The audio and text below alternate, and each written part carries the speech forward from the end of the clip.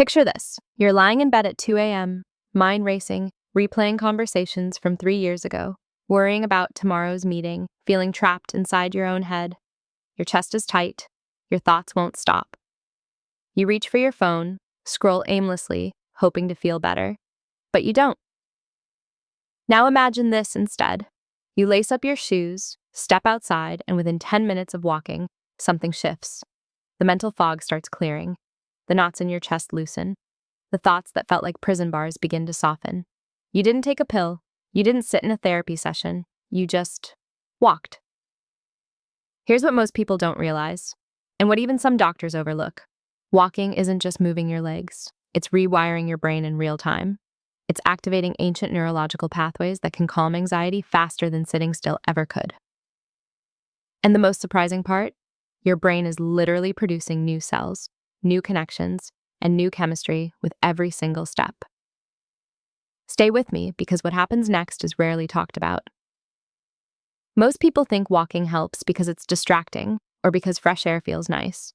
But that's not the real story. What's actually happening inside your skull is so much more powerful, and it starts the moment your foot hits the ground. Let me introduce you to a part of your brain that most people have never heard of: the hippocampus. It's a seahorse-shaped structure deep inside your brain, and it's the command center for memory, learning, and emotional regulation. When you're anxious, depressed, or chronically stressed, your hippocampus actually shrinks. It physically gets smaller, and when it shrinks, you lose the ability to process emotions clearly, remember things accurately, and feel mentally resilient. Here's the jaw-dropping statistic.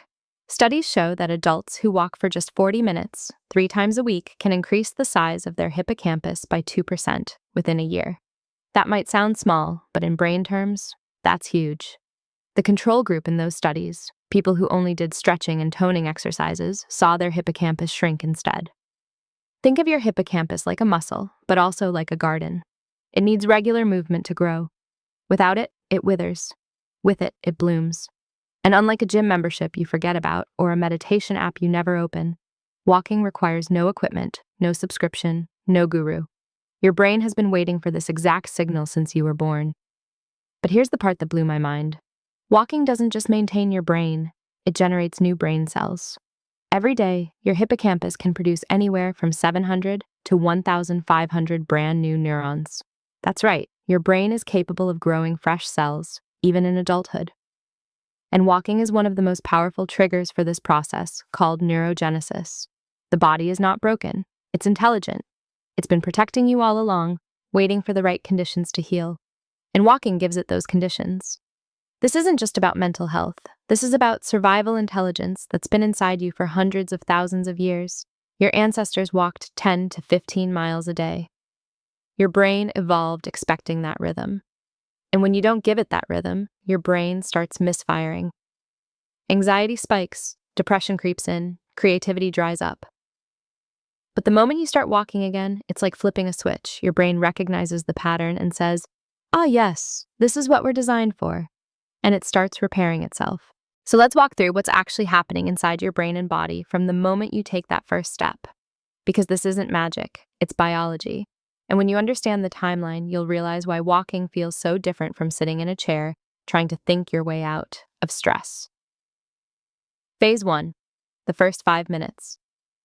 Bilateral activation begins. The moment you start walking, something remarkable happens. Your left foot moves, then your right foot moves. Left, right, left, right. This alternating motion creates what neuroscientists call bilateral stimulation, rhythmic activation of both sides of your brain. This is the same principle used in EMDR therapy, a trauma treatment where therapists guide patients' eyes back and forth or use tapping on alternating sides of the body. The idea is that bilateral stimulation helps the two hemispheres of your brain communicate better, which allows you to process emotions and memories more effectively. But here's the thing, you don't need a therapist or a fancy clinic. Walking does this naturally. Every step you take sends signals back and forth between the left and right hemispheres of your brain.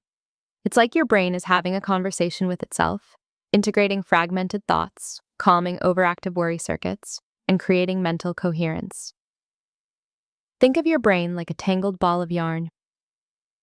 Walking gently unravels it, strand by strand, without force.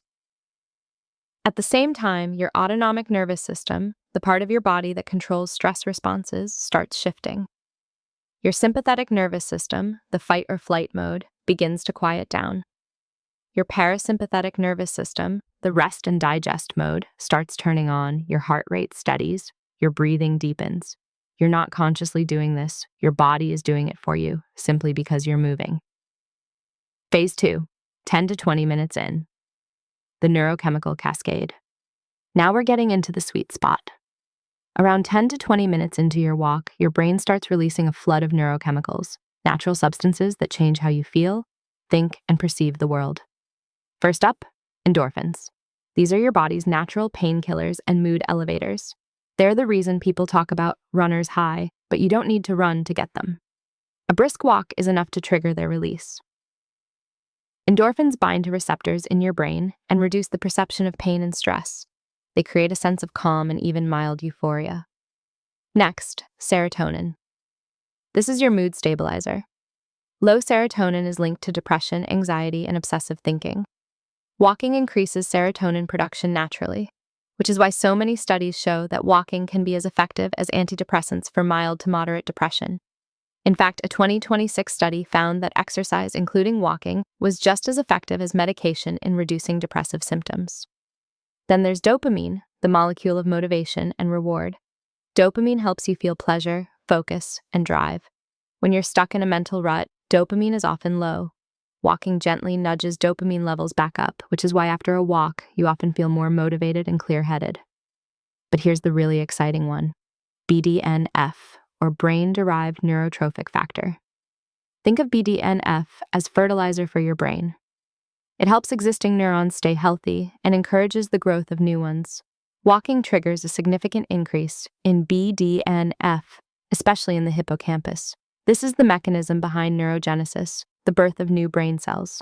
It's like walking turns your brain into a greenhouse. New seeds are planted, old plants are watered, the whole ecosystem thrives. And get this, researchers found that even a 12-minute walk can boost BDNF levels. You don't need to walk for hours, you just need to move consistently. Phase 3, 20 to 40 minutes. Stress hormone, rebalancing. By now, your body is actively lowering cortisol, the stress hormone. Cortisol isn't bad, it's essential for survival. But chronic high cortisol is toxic. It shrinks your hippocampus, impairs memory, weakens your immune system, and makes you feel wired and exhausted at the same time. Studies show that walking can reduce cortisol levels by up to 53%, especially if you're walking in a natural environment like a park or trail. Even walking in an urban environment still lowers cortisol by about 37%. That's a massive shift. Imagine cortisol like a fire alarm blaring in your house. Walking doesn't ignore the alarm, it actually fixes the problem so the alarm can turn off. Your body stops perceiving constant threat, your nervous system recalibrates, you feel safe again. This is why walking after a stressful meeting, an argument, or a difficult day feels so effective. You're not avoiding the problem, you're giving your body the tools to process it. Phase 4, 30 plus minutes. Creative breakthrough and mental clarity. Around the 30-minute mark, something magical happens. Your default mode network, DMN, lights up. This is a network of brain regions that activates when you're not focused on a specific task, when your mind wanders, daydreams, or reflects. The DMN is critical for creativity, problem-solving, and self-reflection. It's where breakthrough ideas come from. And walking is one of the most effective ways to activate it. That's why so many great thinkers, from Aristotle to Steve Jobs, were obsessed with walking. They weren't procrastinating, they were tapping into a deep cognitive resource. Studies show that people score significantly higher on creativity tests after walking compared to sitting. Walking literally makes you smarter, more imaginative, and more insightful. Think of your brain like a snow globe. Sitting still keeps all the thoughts settled and stuck. Walking shakes it up gently, allowing new patterns to emerge. And here's what researchers found. Walking in nature enhances this effect even more. Natural environments reduce mental fatigue and enhance what's called executive attention, your ability to focus, plan, and solve problems. It's like your brain gets a software update every time you step outside. Let's talk about what the research actually shows, because the science behind walking and mental health is shockingly strong. In a 2026 study published in JMR Public Health and Surveillance, researchers analyzed over 200 studies and found that walking significantly reduced symptoms of depression and anxiety across most populations. The benefits were consistent whether people walked indoors or outdoors, alone or in groups, for short bursts or longer sessions. Another study from Mass General Brigham in 2025 found that walking just a few thousand steps a day may delay cognitive decline and reduce Alzheimer's risk. The hippocampus, the part of the brain most affected by Alzheimer's, showed measurable protection in people who walked regularly. But here's what surprised researchers the most. Walking may be more effective than traditional talk therapy for some people. In a 2025 randomized pilot study published in the Journal of Clinical Psychology, men who participated in walk and talk therapy sessions conducted while walking outdoors, had higher attendance rates and reported greater improvements in mood compared to those who did traditional indoor therapy. Why? Because walking doesn't just address your thoughts, it addresses your entire nervous system. It's a full-body reset. Scientists used to think exercise helped mental health simply because it was a distraction or because it improved physical fitness. But we now know that's not the full picture. The benefits are neurobiological. Walking changes brain structure, brain chemistry, and brain connectivity in ways that sitting still simply cannot. And this isn't just for healthy adults. Studies show that walking benefits people with PTSD, ADHD, chronic anxiety, and even schizophrenia. It's a tool that works across diagnoses, across ages, across fitness levels. But here's the safety context you need to know. Walking is not a replacement for medical treatment, especially if you're dealing with severe depression or suicidal thoughts. It's a powerful tool, but it works best as part of a broader approach. Medication, therapy, social support, and lifestyle changes all work together. And for people with chronic pain, mobility limitations, or health conditions, always talk to a doctor before starting any new movement routine. The goal is to listen to your body, not push through pain. That said, for most people, walking is one of the safest, most accessible interventions available. You don't need permission, you don't need a prescription, you just need shoes and a willingness to move. So here's what we've learned. Walking isn't just exercise. It's bilateral brain stimulation. It's a neurochemical reset. It's stress hormone regulation. It's fertilizer for your hippocampus. It's creativity fuel.